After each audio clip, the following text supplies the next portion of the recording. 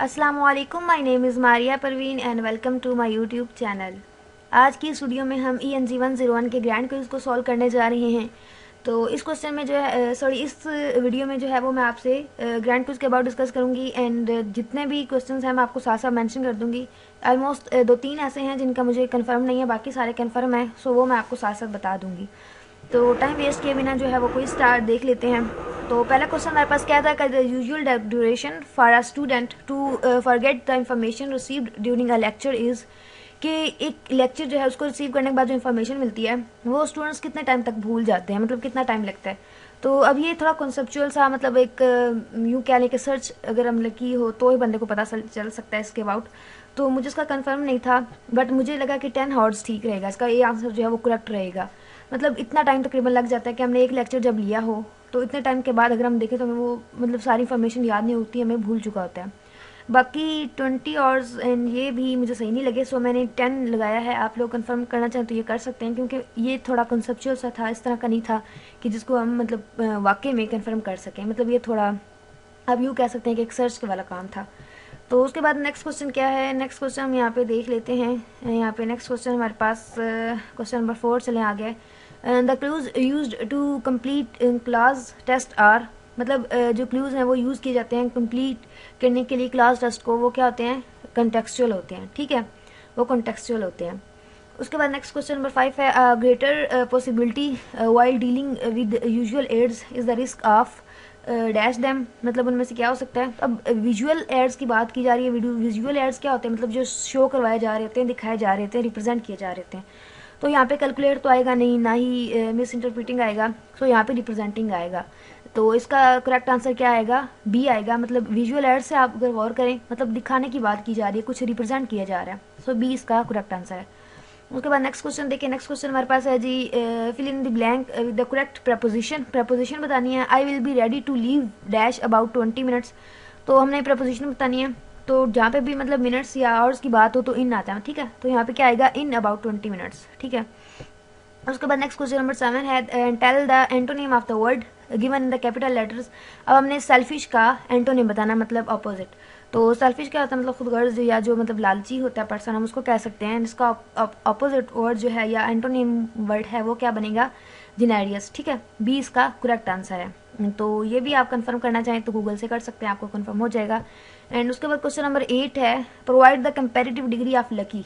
अब ये comparative degree की बात कर रहे हैं, सही है।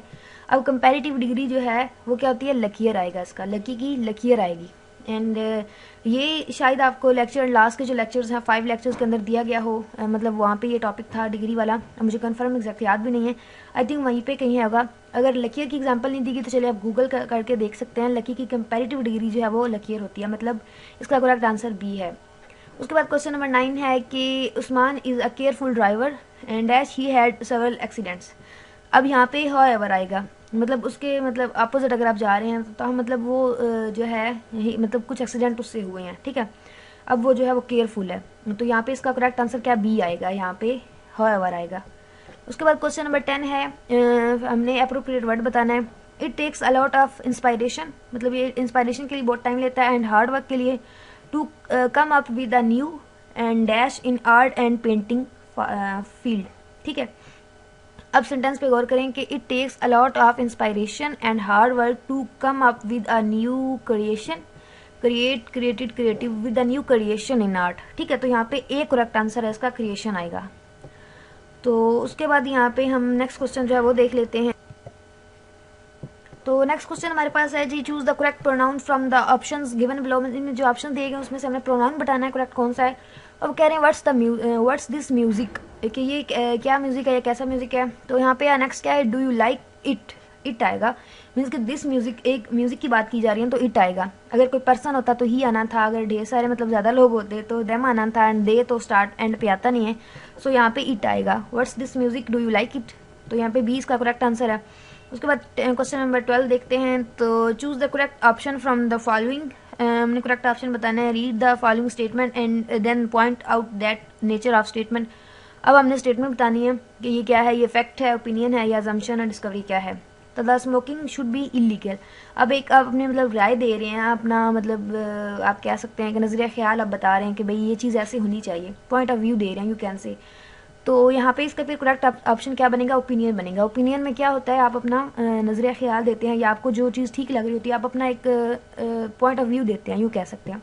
फैक्ट में तो जो हकीकत होती है उसकी बात की जा रही होती है। तो यहाँ पे इसका करेक्ट आंसर जो है वो बी बनेगा। उसके बाद क्वेश्चन नंबर 13 की तरफ आते हैं। अब इसमें क्या हमने करना है, बेसिकली कैपिटल वर्ड जो है उसका हमने क्लोजेस्ट मीनिंग बताना है, ठीक है। कैपिटल वर्ड क्या है, डिटर्स, ठीक है। डिटर्स का मतलब क्या है, अब यहाँ पे स्टेटमेंट देखिए, मैंने इसको अंडरलाइन इसलिए किया था, it deters the repetition of socially undesirable acts and it shows the adage, मतलब अब शोज करता है। दूसरा क्या, मैं यहाँ पे क्या बात की जा रही है डिटर्स की, मतलब जो यूँ आप कह सकते हैं कि शो कर रहा है तो दूसरे क्या हाइड करना, या मतलब किसी चीज़ से रोकना, इस तरह ही मतलब बन सकता है ना, अगर आप पूरे सेंटेंस को समझेंगे तो। एंड वैसे भी अगर हम डिटर्स की बात करें तो इसका मतलब यही होता है कि फिनिश करना, ख़त्म कर देना या रोक देना, प्रिवेंट करना, ठीक है। तो यहाँ पे परमिट्स जो है इसका ऑप्शन आएगा। डिस्करेज भी आ सकता है, लेकिन परमिट्स जो है वो मुझे ज़्यादा सूटेबल लगा था। डिस्करेज भी वैसे आ सकता है, तो ये इसका बी करेक्ट आंसर मेरे ख्याल से बनेगा। एंड परमिट्स मतलब वो रोक देना, एंड डिस्करेज भी आप यूँ ही कह सकते हैं, रोक देना, लेकिन वो करेक्ट जो है ज़्यादा सूटेबल वर्ड बी मुझे लगा है, तो बी इसका करेक्ट आंसर है। उसके बाद क्वेश्चन नंबर 14 देखते हैं। अब यहाँ पे है कि dash many educators and parents have praised the Harry Potter series, some Christian parents have called for a ban on the books in their schools and libraries. अब इसका मुझे बिल्कुल भी कंफर्म नहीं था, क्योंकि यहाँ पे वो बात कर रहे हैं एजुकेटर्स एंड पेरेंट्स की, दूसरी तरफ वो बात कर रहे हैं क्रिश्चियन पेरेंट्स की कि वो जो है बच्चों को रोक देते हैं, मतलब एक अपोजिट सी बात हो रही है। इसमें इन एडिशन भी यूज़ कर सकते हैं, हाउएवर भी यूज़ कर सकते हैं, इसलिए मुझे ज़्यादा कंफर्म नहीं था। ये मैंने यहाँ पे नॉट NS लिखा है, मतलब नॉट श्योर, मुझे कंफर्म नहीं है। सो इसको आप लोगों ने कंफर्म कर लेना। पीछे जितने भी डिस्कस किए हैं जिसके साथ NS लिखा हुआ उसका मुझे ज़्यादा डाउट है, बाकी जो है वो 90% जिसमें मैंने कहा है कि आप कंफर्म कर सकते हैं, उसमें समझे कि 90-95% वो ठीक है, मतलब उनमें वो कंफर्म करने की आपको इतनी ज़रूरत नहीं है, लेकिन इसको आप लाजमी कीजिएगा, इसका मुझे कंफर्म नहीं है। इसमें हाउएवर भी आ सकता है एंड इन एडिशन भी आ सकता है। तो क्वेश्चन नंबर 14 जो है ये मैं आप पे छोड़ी हूँ, आप इसको कंफर्म कर लीजिएगा। तो इनमें से कोई भी दो आ सकते हैं। इन एडिशन भी यूज़ इसलिए किए, मतलब बेसिकली इसीलिए यूज़ किया जाता है, एंड हाउएवर भी, सो दोनों आ सकते हैं। उसके बाद क्वेश्चन नंबर 15 है कि complete the sentence by choosing the correct option. Most French buildings are very old. अब यहाँ पे dash it is very hard and expensive to maintain them, ठीक है। अब यहाँ पे जो है ऑन द कंट्रारी आ सकता है, मीन्स के ये जो है ऑन द कंट्रारी ऐसे स्टेटमेंट्स या ऐसे सेंटेंसेस वगैरह में यूज़ किया जा रहा होता है, मतलब जहाँ पे उसका आपने कुछ बताना हो कि ये चीज़ हो तो सकती थी, लेकिन फिर भी मतलब ऐसा है, मतलब ऑन द कंट्रारी मुझे सही समझाना नहीं आ रहा, लेकिन सेंटेंस वगैरह गौर से समझे ना, एंड देन इसको दरमियान में लगाएं तो आपको समझ आ जाएगी कि क्यों यूज़ किया जा रहा है, ठीक है। तो यहाँ पे सी इसका करेक्ट आंसर बनेगा। एंड उसके बाद क्वेश्चन नंबर 16 है कि choose the best answer. We went to marketable नहीं आएगा, वी वेंट टू मार्केटिंग भी नहीं आएगा, वी वेंट टू मार्केट आ सकता है, we went to marketer I think आ सकता है, लेकिन जो इसमें इन दोनों में अगर देखें ये दोनों तो आ नहीं सकते, मतलब वी वेंट टू मतलब वी वेंट टू मार्केट आ सकता है, 90% चांसेस हैं। वी वेंट टू मार्केटर भी मतलब मुझे नहीं लगता कि आ सकता है, आ भी सकता है लेकिन बहुत कम चांसेस है, बहुत कम। सो इसका सी मुझे करेक्ट आंसर लगा है, एंड 90% ये ठीक होगा मेरा गेस है, लेकिन मुझे 100% कन्फर्म नहीं है, क्योंकि इंग्लिश में अनसीन क्वेश्चन होते हैं मोस्टली, जिसका हमें 100% जो है वो कन्फर्म नहीं होता। हम कह सकते हैं कि ये ठीक है, लेकिन वो 100% हम नहीं कह सकते। सो मुझे यहाँ पे सी इसका करेक्ट आंसर लगा, आई थिंक यही इसका है, क्योंकि we went to market this product to women, मतलब वी वेंट टू मार्केट, हम मार्केट गए ये प्रोडक्ट जो है वो वुमेन को देने, मतलब औरतों को देने के लिए, ठीक है। सो आई थिंक यहाँ पे सी आएगा, या मार्केटर भी आ सकता है, बल्कि मुझे लगता है मार्केटर ही आएगा। खैर आप ये कंफर्म कर लीजिएगा, अगर मतलब अगर आप सेंटेंस को उर्दू में देखें तो आई थिंक मार्केटर बनता है कि हमने दुकानदार जो हैं उनके पास गए हैं, एंड मतलब वो प्रोडक्ट औरतों को देने, मतलब वो शायद आगे सेल करते हैं, कुछ इस तरह का बन सकता है। सो आई थिंक मार्केटर भी आ सकता है, लेकिन मुझे कंफर्म नहीं है, मैंने सी लगाया है, ठीक है। उसके बाद क्वेश्चन नंबर 17 है। अब यहाँ पे मैं एक बात आपको कहना चाहूँगी कि मैं साथ साथ इसलिए आपको बताती चाहती हूँ, मतलब एक आप भी अपना माइंड यूज़ करें और आप देखें कि अच्छा ये क्वेश्चन का आंसर ऐसे भी आ सकता है, अच्छा ऐसे भी आ सकता है, और आप भी यूज़ करें। अगर मुझे कहीं पे थोड़ा बहुत डाउट है तो आप उसको जो है आप सोचें, और आपको जो कंसेप्ट आता है आपको समझ आती है, फिर आप भी उसको कन्फर्म कर लें। वैसे मोस्टली जो है वो ठीक ही होते हैं, मीन्स मेरा गेस जो है वो ठीक ही रहता है 90%, लेकिन थोड़ा बहुत मुझे डाउट होता है बीच में, वो मैं आपको साथ साथ बताती जाती हूँ। जैसे भी यहाँ पे आज का क्विज बहुत टफ रहा है, मेरे लिए तो टफ रहा है, मीन्स के कुछ इस तरह के क्वेश्चन से जो अनसीन थे एंड बिल्कुल भी आइडिया नहीं हो रहा था ऑन दैट टाइम जब मैं क्विज कर रही थी, तो इसलिए मुझे कंफर्म नहीं। तो मतलब ये इशू हो जाता है। लेकिन आई थिंक कि मतलब मैं जितने भी कोशिश करती हूँ मैं सारे आपको करेक्ट आंसर्स ही प्रोवाइड करूँ। अगर कोई डाउट हो तो मैं आपको साथ मतलब वो बता देती हूँ कि इसके में मुझे थोड़ा डाउट है, तो मैं साथ साथ आपको बताती जाती हूँ, क्योंकि आप लोगों का भी मेरे पे ट्रस्ट है, आप लोग मतलब मेरी वीडियोज़ का वेट करते हैं। सो मेरी भी यही कोशिश होती है कि मैं वीडियोज़ ऐसी बनाऊँ जो आपके लिए हेल्पफुल रहें। खैर नेक्स्ट क्वेश्चन देखते हैं कि fill in the blank appropriately by using given prefix. Prefix हमने लगाना है। अब सेंस के साथ जो प्रीफिक्स होता है, सफिक्स एंड प्रीफिक्स बहुत ज़्यादा इंपॉर्टेंट है। प्रीफिक्स होता है जो मतलब स्टेम के या बेस वर्ड के पहले आएगा, मतलब यहाँ पे आएगा, एंड जो सफिक्स होता है वो बाद में आएगा। तो यहाँ पे प्रीफिक्स की बात की जा रही है, सेंस से पहले क्या आएगा? इन सेंस नहीं आ सकता, इन सेंस भी नहीं आ सकता, मिस सेंस भी नहीं आ सकता, नॉन सेंस आ सकता है। ठीक है, तो यहाँ पे मैं लगाना भूल गई थी, शायद मतलब जब मैंने एसएस लिया था तब मैं नहीं लगा सकी। लेकिन इसका जो करेक्ट आंसर है वो आपके पास नॉन सेंस है। सही है, इसका करेक्ट आंसर डी है। मैं अगेन रिपीट कर रही हूँ, नॉन सेंस आएगा, यहाँ पे डी आएगा। ठीक है, उसके बाद क्वेश्चन नंबर 18 देखते हैं। क्वेश्चन नंबर 18 हमारे पास, हमने जो है करेक्ट ऑप्शन बताना है। Antonia had memorised his lines for the play. Antonia ने जो है वो अपनी लाइंस है उनको मतलब याद कर लिया, मेमोराइज किया है प्ले के लिए। But he was still nervous, मतलब उसने याद तो कर लिया लेकिन वो स्टिल जो है वो प्यासी नहीं थी, परेशान नहीं थी, बोल्ड नहीं थी, लेकिन नर्वस थी, मतलब वो फिर भी घबराई हुई थी, उसने याद भी कर लिया था। सो इसका एक जो है वो 100% करेक्ट आंसर है। तो उसके बाद नेक्स्ट क्वेश्चन हमारे पास, क्वेश्चन नंबर 19 है। What is the cause in the following sentence. Cause effect का मैंने आपको बोला था कि ये बहुत ज़्यादा इंपॉर्टेंट टॉपिक है। इफेक्ट ओपिनियन भी मैंने आपको बताया था कि ये बहुत ज़्यादा इंपॉर्टेंट टॉपिक है। सो देख लें, आपके एमसीक्यूज में आ चुके हैं। कॉज का पूछ रहे हैं, इसमें सेंटेंस क्या है? The tree fail in the middle of the road because of the high wind. अब यहाँ पे इफेक्ट क्या है? The tree fail in the middle of the road, मतलब जो रोड के दरमियान में दरख्त जो है वो गिर गया। अब ये इफेक्ट हुआ, असर हुआ है बिकॉज किस वजह से? हाई विंड की वजह से, मतलब तेज़ हवा या आंधी की वजह से। तो यहाँ पे रीज़न क्या है, क्यों गिरा था? हाई वाइंड की वजह से। ठीक है, यहाँ पे ए इसका करेक्ट आंसर आएगा। कॉज इसकी, रीज़न इसकी ए है, मतलब हाई वाइंड है। ठीक है, इसका ए करेक्ट आंसर है। उसके बाद क्वेश्चन नंबर 20 देखते हैं। क्वेश्चन नंबर 20 में हमने फैक्ट ओपिनियन बताना है कि ये स्टेटमेंट फैक्ट है या ओपिनियन है। तो Manchester had the highest rainfall yesterday with 16.5 inches falling. अब ये हम जो है प्रूफ कर सकते हैं। सो ये क्या होगा? फैक्ट होगा, क्योंकि हम इसको प्रूफ कर सकते हैं। उसके बाद क्वेश्चन नंबर 21 है कि हमें टाइप बतानी है। Do you want to go swimming tomorrow or would you prefer to play tennis. अब ये सिंपल तो हो नहीं सकता, कंपाउंड कम्प्लेक्स भी नहीं, कम्प्लेक्स भी, ये कंपाउंड होगा, मतलब दो क्लासेस कंबाइन हो रही हैं, एंड कॉमा वगैरह ये आ रहा है और भी आ रहा है वर्ड, तो ये कंपाउंड होगा। उसके बाद which of the following is antonym of ambiguity. यहाँ पे इसका इंसल्टेंटी आएगा, मतलब ये बिल्कुल उसके अपोजिट है। एंटोनिम मतलब अपोजिट वर्ड, तो इसके अपोजिट क्या आएगा? इंसल्टेंटी आएगा। सही है, इंसल्टेंटी आएगा, बी इसका करेक्ट आंसर है।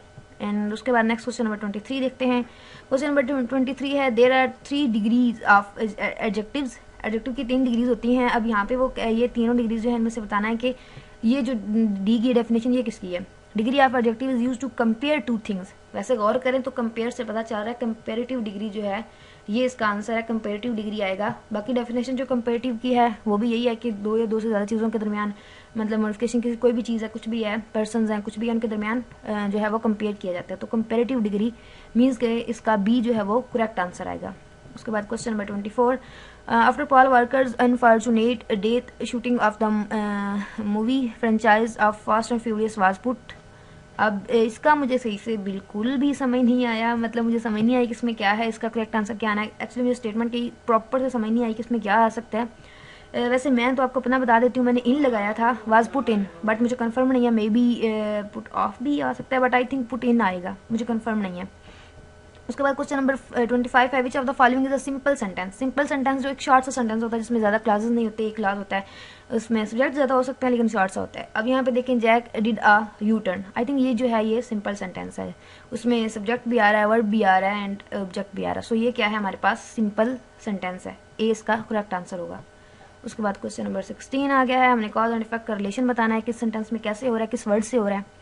अब सेंटेंस देखिएगा, when the fire alarm sounded everyone walked out of the classroom in a quite line. ठीक है, अब कह रहे हैं जब फायर अलार्म साउंड मतलब बजा या आवाज़ उसकी आई, तो everyone walked out of the classroom in a quite line. तो यहाँ पे मुझे भी कंफर्म नहीं था, वॉकड भी नहीं आ सकता, साउंडेड भी नहीं आ सकता, बिकॉज ये दोनों क्या हैं हमारे पास, ये हैं जी मतलब वर्ब हैं, तो ये नहीं आ सकता। व्हेन एंड एवरीवन में से कोई एक आ सकता है। व्हेन की पॉसिबिलिटी भी है एंड एवरीवन की भी है। मीन्स कि ये दोनों वर्ड जो हैं ये रिलेट कर रहे हैं एक क्लास को दूसरे क्लास के साथ। तो इसमें ए भी आ सकता है एंड डी भी। मुझे इन दोनों में भी अगर ज़्यादा आप पूछें तो मुझे डी इसका जो है वो करेक्ट आंसर लगा, सो मैंने डी लगाया था, लेकिन इन दोनों की पॉसिबिलिटी है, नॉट श्योर मैंने लिख दिया साथ में। आप इसको कंफर्म कीजिएगा। मतलब वैसे तो कॉन्सेप्ट तो हमें पता ही है कि कॉज इफेक्ट क्या होता है, सेंटेंस भी दिया गया, लेकिन इसको कंफर्म हम मतलब एज आई थिंक नहीं कर सकते। मतलब मुझे भी मैंने काफ़ी सर्च भी की थी कि मुझे कंफर्म हो जाए ताकि मैं आपको करेक्ट बताऊँ, लेकिन मुझे इनमें जो 2 लगे थे उनमें से मैंने एवरीवन को चूज़ किया है। तो आप भी इनमें से कोई एक चूज़ कर सकते हैं, मतलब मुझे कंफर्म नहीं है। उसके बाद क्वेश्चन नंबर 27 है कि evaluation means the ability to distinguish facts from opinions, कि एवेल्युएशन में जो है वो डिफ्रेंशिएट किया जाता है, मतलब देखा जाता है एबिलिटी को फैक्ट्स से ओपिनियन को, मतलब उन दोनों में कि इसमें फैक्ट क्या है ओपिनियन क्या है। तो इसमें क्या आएगा, फ्रॉम ओपिनियन आएगा, ए इसका करेक्ट आंसर है। उसके बाद question number 28 the adjective form of wealth, wealth की एडजेक्टिव फॉर्म क्या है, वेल्थिएस्ट, ठीक है, ए इसका बिल्कुल करेक्ट आंसर है। एंड उसके बाद नेक्स्ट क्वेश्चन नंबर 29 है you know something she told her friend I could easily have scored full marks, ये मुझे ठीक लगा है, मतलब ये एंड सी, लेकिन ये जो है ए बिल्कुल ठीक है। मैंने जो लगाए हुए हैं ना ये सारे 90% आप कह सकते हैं कि ठीक है, इनमें मुझे काफ़ी हद तक मतलब समझ लें कि ठीक है। मैं फिर भी थोड़ा सा आपको आइडिया दे देती हूँ कि मे भी ये पॉसिबिलिटी हो, लेकिन मेरे ख्याल से 90% ये ठीक है। तो यहाँ पे फुल आएगा एंड दूसरा ऑप्शन कौन सा आएगा, नो आएगा। मतलब पहले मैं ले सकता था फुल, लेकिन अब मेरे इतने हैं। उसके बाद क्वेश्चन नंबर 30 देख लेते हैं। 30 हमारे पास क्या है, clause that's help in developing the habit of concentrated reading, ठीक है, इसका बी करेक्ट आंसर आएगा। तो 30 MCQ जो है वो मैंने आपसे डिस्कस कर दिए हैं। आई होप कि ये वीडियो आपके लिए हेल्पफुल रही होगी एंड मैंने सारी चीज़ें साथ साथ समझाने की भी कोशिश की है एंड आपको साथ साथ बताया भी है इसका करेक्ट आंसर क्या है। 90% ठीक है मेरे सारे आंसर्स। मैं आपको साथ साथ इसलिए बता रही थी कि इसमें मुझे डाउट है थोड़ा सा, इसलिए ताकि आप भी थोड़ा सोचें और आप कोशिश करें कि इसका करेक्ट आंसर क्या है। वैसे आई थिंक 90% सारे ठीक हैं, इनमें से कोई 3-4 का मुझे ज़्यादा डाउट है, बाकी मेरे ख्याल से सारे ठीक हैं। सो आई होप ये वीडियो आपके लिए हेल्पफुल रही होगी। वीडियो हेल्पफुल रही हो तो प्लीज़ वीडियो को लाइक कीजिएगा, फ्रेंड्स से लाजमी तौर पर शेयर कीजिएगा, चैनल पर न्यू है तो चैनल को सब्सक्राइब कीजिएगा। Thank you so much for watching my video. अल्लाह हाफिज़।